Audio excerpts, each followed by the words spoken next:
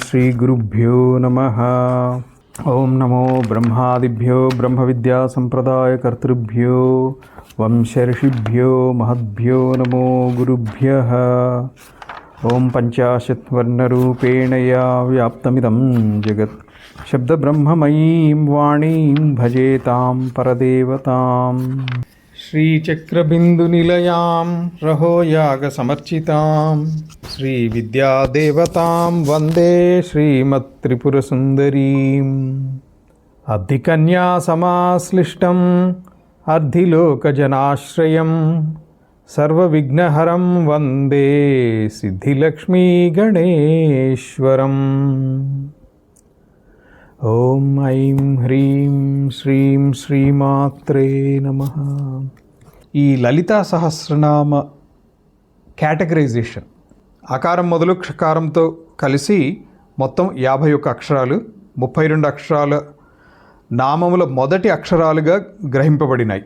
19 అక్షరాలతో ఏ నామాలు లేవు. మొత్తం 51 అక్షరాలుంటే 32 అక్షరాల మొదటి అక్షరాలతోటే అన్ని నామాలు కూడా ఉన్నాయి. మిగతా 19 అక్షరాలతోటి ఏ నామము కూడా లేదు.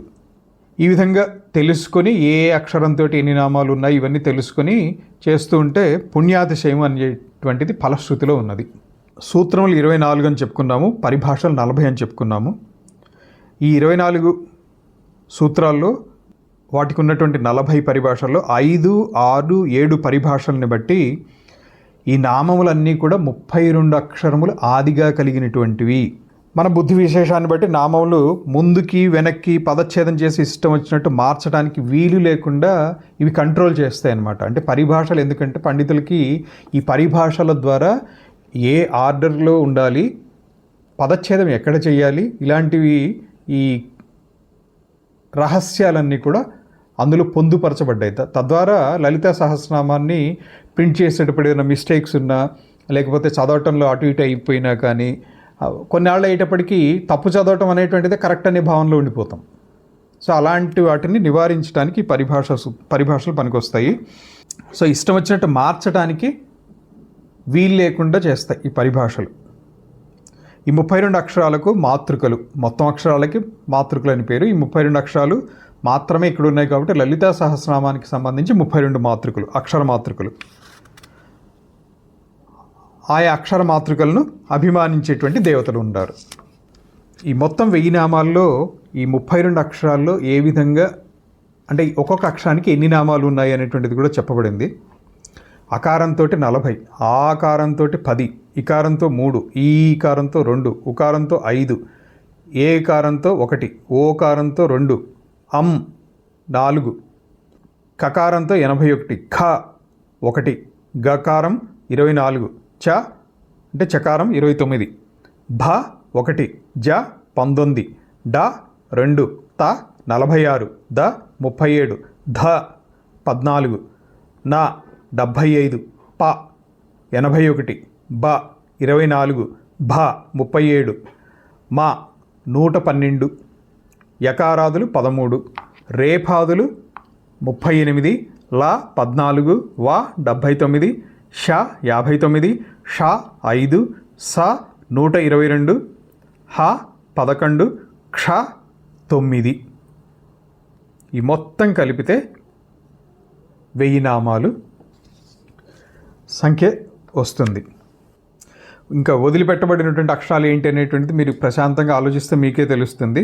అది కూడా ఇక్కడ ఇవ్వబడింది. ఎలాగూ అచ్చుల్లోనేమో ఐ, ఔ, అహ, ఊ, రు, రీ, రీ ఈ 8 అచ్చులకి నామాలు లేవు.